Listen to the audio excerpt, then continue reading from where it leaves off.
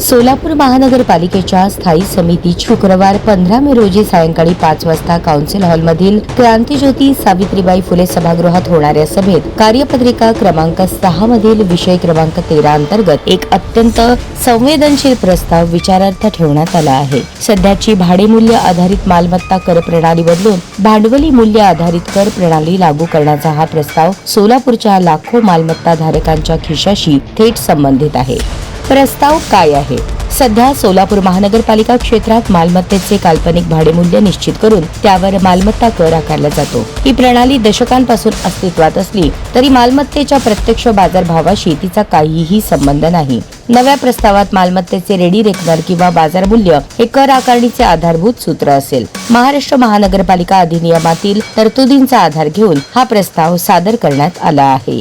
महापालिका प्रशासनाच्या मते सध्याची भाडेमूल्य प्रणाली जुनाट आणि त्रुटीपूर्ण आहे। अनेक मोक्याच्या ठिकाणी असलेल्या मालमत्तांचे भाडेमूल्य वर्षानुवर्षे अद्ययावत न झाल्याने महापालिकेला मिळणाऱ्या करातून प्रचंड गळती होत आहे। स्मार्ट सिटी प्रकल्पांमुळे शहराच्या पायाभूत सुविधांवर कोट्यवधींचा खर्च होत असताना उत्पन्नाचे स्रोत या तुलनेत कमकुवत राहिल्यास विकासाचा गाडा रुतणार हे निश्चित आहे। नव्या प्रणालीमुळे कर आकारणी अधिक वैज्ञानिक, पारदर्शक आणि बाजारभावाशी सुसंगत होईल असा प्रशासनाचा दावा आहे। तसेच मालमत्ता कर चुकवण्यासाठी केल्या जाणाऱ्या भाडेमूल्य फेरफाराला आपोआप आळा बसेल असा युक्तिवाद केला जात आहे। मात्र या प्रस्तावाला विरोधाचीही तितकीच धार आहे। शहरातील व्यापारी संघटना, गृहनिर्माण सोसायट्या, सर्वसामान्य मालमत्ता धारक यांच्यात या प्रस्तावाबाबत तीव्र चिंता आहे। शहरातील जमिनींचे रेडी रेकनर दर गेल्या 10 वर्षात कैक पटींनी वाढले आहेत। जर हेच दर कर आकारणीचे आधारभूत सूत्र बनले तर अनेक मध्यमवर्गीय आणि निम्न उत्पन्न गटातील मालमत्ता धारकांचा कर एका झटक्यात दुप्पट तिप्पट होऊ शकतो। विशेषतः जुन्या पेठांमधील छोट्या मालमत्ता धारकांसाठी हा बदल जड ठरण्याची भीती आहे। मालमत्ता आमची आहे म्हणजे श्रीमंत नाही, उत्पन्न नाही, पण कर मात्र भांडवली मूल्यावर हा सर्वसामान्य नागरिकांचा रास्त सवाल आहे।